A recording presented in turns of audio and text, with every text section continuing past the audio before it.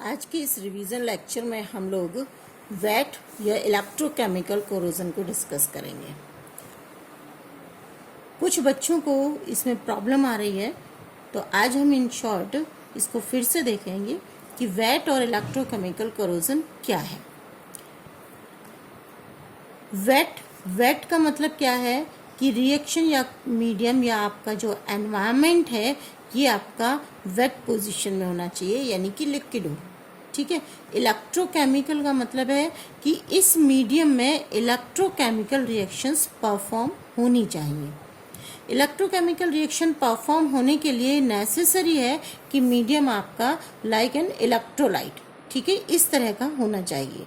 ठीक है। तो जो भी कोरोजन होगा उस कोरोजन में क्या होगा कि इलेक्ट्रोकेमिकल रिएक्शंस होंगी। तो देन वेट और इलेक्ट्रोकेमिकल कोरोजन क्या होगा? Corrosion due to electrochemical reactions of matter which get corroded with its environment in the presence of conduction medium, that is electrolyte. This is known as wet or electrochemical corrosion. ठीक है। तो wait और electrochemical corrosion के लिए जो necessary condition है, it means ये corrosion कब परफॉर्म होगा, कब होगा, इसके लिए कंडीशंस क्या है कि हमारे पास एक कंडक्टिंग मीडियम होना चाहिए जिसमें कि आयंस का मूवमेंट प्रॉपर वे में हो सके। इसका मतलब क्या हुआ कि हमें यहाँ पर एक इलेक्ट्रोलाइट की नेसेसिटी है, यानी कि इलेक्ट्रोलाइट प्रेजेंट होना चाहिए। दिस इलेक्ट्रोलाइट में बी एसिडिक और न्यूट्रल और अल्कलाइन। ठीक है। तो ये इलेक्ट्रोल एसिडिक होने का मतलब क्या हुआ कि इसमें जो आयंस हैं वो स्ट्रॉन्ग एसिड के होने चाहिए। अल्कलाइन का मतलब है कि आयंस आपके स्ट्रॉन्ग बेस के होने चाहिए, या आपका न्यूट्रल मीडियम हो लाइक वाटर। सेकेंड क्या है कि ये जो जिस तरीके से हमारा जब कंडक्टिंग मीडियम होगा, इलेक्ट्रोलाइट होगा, तो वहाँ पर मेटल और इलेक्ट्रोलाइट मीडियम के बीच में कैथोड और एनोडिक एरियाज क्रिएट होंगे।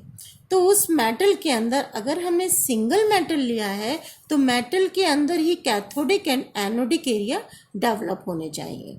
ठीक है।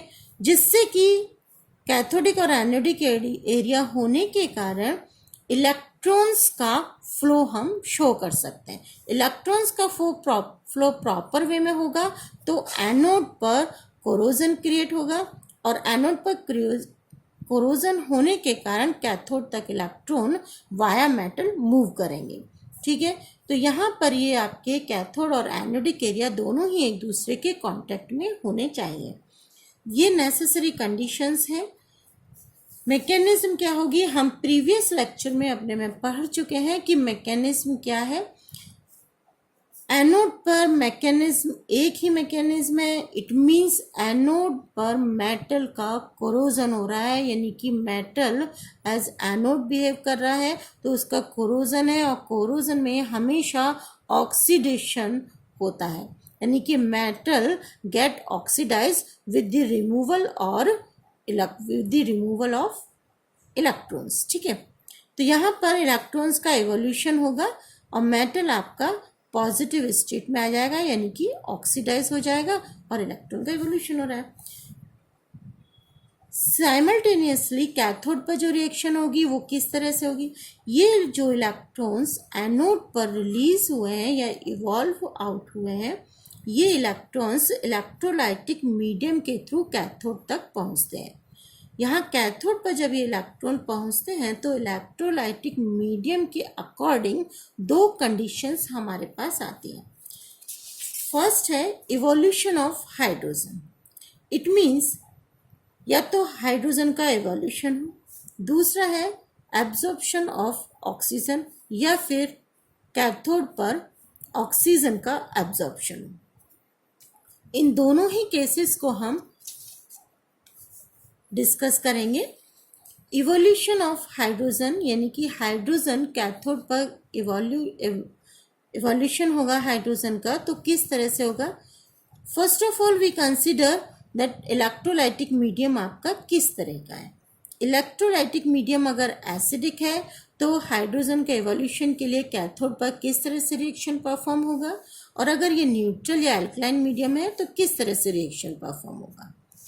एसिडिक मीडियम को कंसिडर करें तो एनोडिक रिएक्शन तो आपकी ऑलवेज सेम ही रहेगी, यानी कि एनोड पर आयरन मेटल जो हमने लिया हुआ है, इस आयरन मेटल का ऑक्सीडेशन होगा with the evolution of 2 electrons.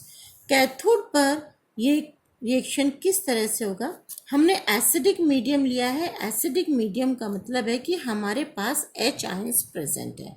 ये H आयंस इन इलेक्ट्रॉन्स के साथ रिएक्ट होकर हाइड्रोजन गैस का फॉर्मेशन करेंगे और ये हाइड्रोजन गैस कैथोड पर इवोल्यूट होगी, यानी कि evolution of hydrogen takes place, यानी फॉर्मेशन हाइड्रोजन का फॉर्मेशन कैथोड पर होगा और कैथोड पर हाइड्रोजन का इवोल्यूशन होगा।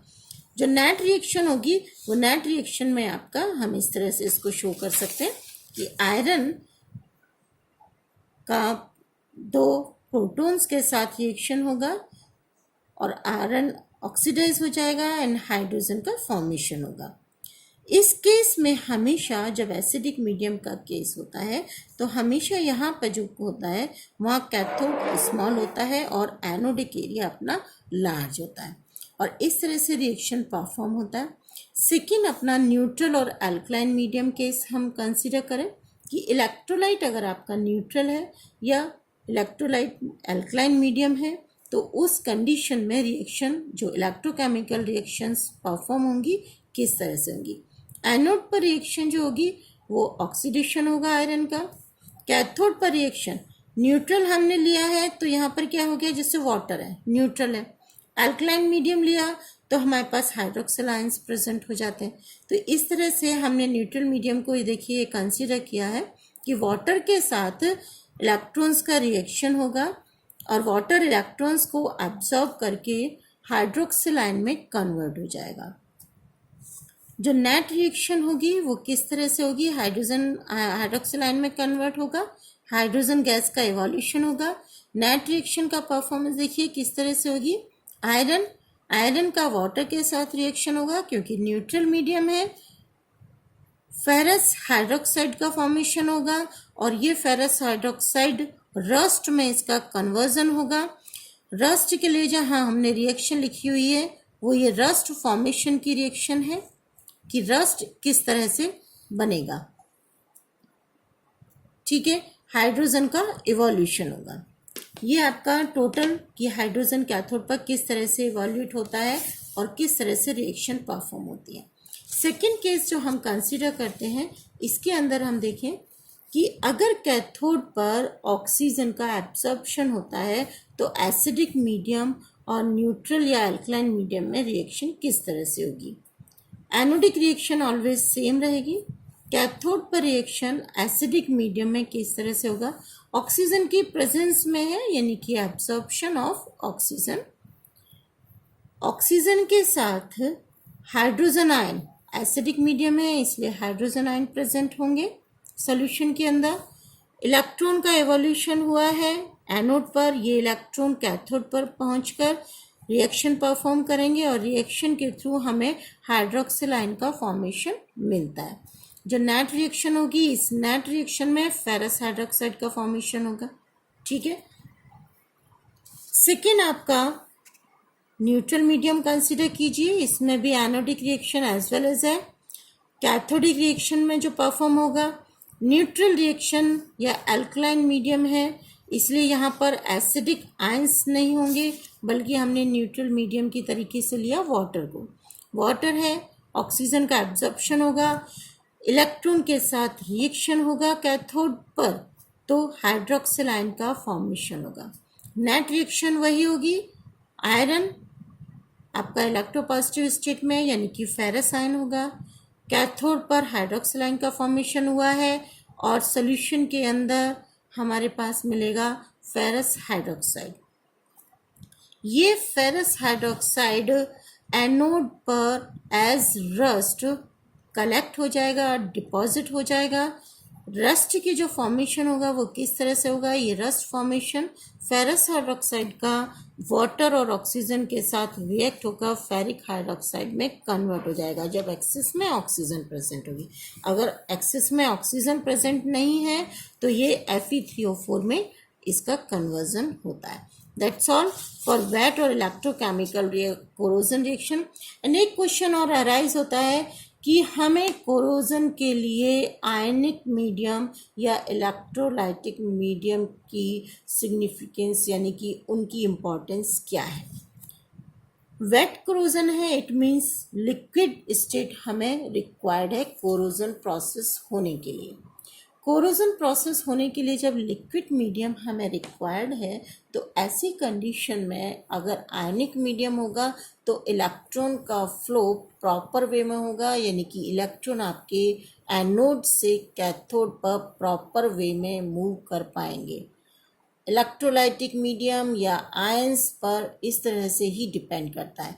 आयन की मोबाइलिटी जितनी ज़्यादा होगी उतनी जल्दी कोरोजन होगा, इसलिए कोरोजन को प्रिवेंट करने के लिए या उसकी कोरोजन रेट कम करने के लिए हमें लेस मोबाइलिटी वाले आयंस का ही यानी इलेक्ट्रोलाइट्स का ही यूज़ करना पड़ता है, जिससे कि जो हमारा एनोडिक मटेरियल है वो कोरोड ना हो और हमारा सेल रिएक्शन परफॉर्म हो।